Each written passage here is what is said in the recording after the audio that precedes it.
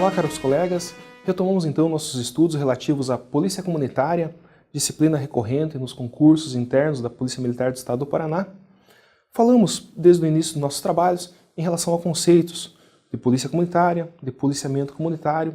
Visitamos um pouco as origens da polícia comunitária, falamos sobre o Japão, até o presente momento, Cobans, Susaishos, policiamento com bicicleta, hipomóvel, falamos um pouco da interação, da necessidade da interação do policial com a comunidade. Mas para que tudo isso se sedimente realmente dentro desta filosofia, é necessário seguirmos princípios que devem estar ramificados dentro de toda a instituição. E para isso, hoje então, vamos falar sobre os 10 princípios de polícia comunitária. Acompanhem comigo então. Os 10 princípios de polícia comunitária. Falamos a respeito da habilitação, falamos sobre as vias e falamos também um pouco sobre a sinalização. Agora nós estaremos iniciando a parte das infrações no capítulo 15. Se você observar, eu fiz uma tabelinha. Essa tabela é só para facilitar o estudo. Se você quiser, pode acompanhar pelo próprio Código de Trânsito e olhar lá do artigo 162, inciso 1º, até o artigo 255. Mas se você olhar, tipificação da infração, artigo do CTB, a infração, essa infração é aquela qualificação que está prevista lá no artigo 256, no inciso 2, da multa, lembra? Que daí nós vamos para o artigo 258. Falando sobre a nossa portaria 447, o nosso Vademécum de Comunicação Social, só relembrando que na última aula nós estávamos falando sobre luta oficial na PMPR, luta oficial nacional, estadual, municipal e na instituição. Então eu peço mais uma vez para os senhores relembrarem que esse assunto é bem importante nós sabermos qual o nível de decreto de luta oficial, tá? Para que a gente não corra o risco aí de hastear a bandeira meio mastro quando ela não vem a meio mastro, tá? Então eu peço para que os senhores façam a leitura aí pormenorizada dos artigos 171 e a sequência deles, para que a gente não corra nenhum risco aí de cometer algum erro ou de repente esquecer a importância desses níveis, tá certo? Hoje a gente vai começar falando ali especificamente dos símbolos nacionais e estaduais previstos no nosso título 5 do Vademécum, tá certo? Aonde ele traz ali as importâncias da preservação desses símbolos nacionais e a forma correta de nós colocarmos ele dentro.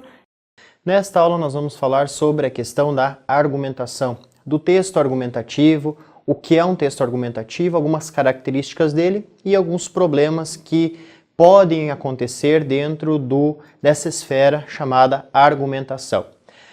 Iniciaremos a nossa aula pensando na questão dissertação e argumentação. O que é isso? É a mesma coisa? Há diferença? Enfim, em que consiste a diferença? Vocês têm ali na tela o texto dissertativo e a definição.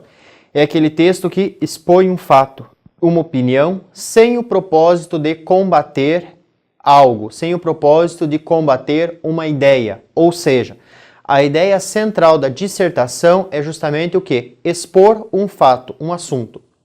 Já no caso da argumentação, você vai ter o quê? O objetivo é persuadir, é influenciar o público, combater uma tese, combater uma opinião, um fato, ou até mesmo defender uma tese, uma opinião ou um fato. Então a principal diferença que nós temos está justamente em qual fato? Na dissertação apenas há uma exposição de fatos e na argumentação há uma defesa. Olá!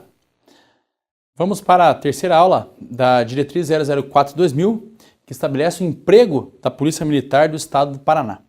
Nós já vimos nas aulas anteriores que essa diretriz ela é uma diretriz que vai ser referência para praticamente todas as diretrizes de aplicação da Polícia Militar do Estado do Paraná. Vimos até a última aula os pressupostos básicos de aplicação na corporação, passando desde sua missão, em modos gerais, até os pontos mais específicos, como marketing, como a criatividade e dedicação de cada policial, os conceitos de segurança objetiva e segurança subjetiva, polícia comunitária, a visão sempre proativa da corporação, dentre outras que nós já estudamos. Espero que você tenha conseguido entender e que na leitura da diretriz 004 você tenha conseguido interpretar da sua maneira o que está dizendo essa diretriz. Na aula de hoje nós vamos começar com a missão pontual da corporação, que isso é trazido na diretriz 004 como um ponto em específico.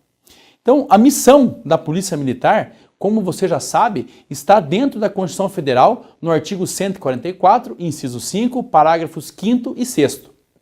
Hoje trataremos da diretriz número 004/2003 da Polícia Militar do Estado do Paraná, terceira seção. A finalidade da diretriz: estabelecer orientações e determinações visando padronizar procedimentos atinentes à patrulha escolar comunitária. Interessante que alguns pontos da diretriz já estão ultrapassados, mas durante a nossa aula, pontualmente, vamos frisar as partes que realmente caem em concursos internos da Polícia Militar do Estado do Paraná, referente à patrulha escolar comunitária.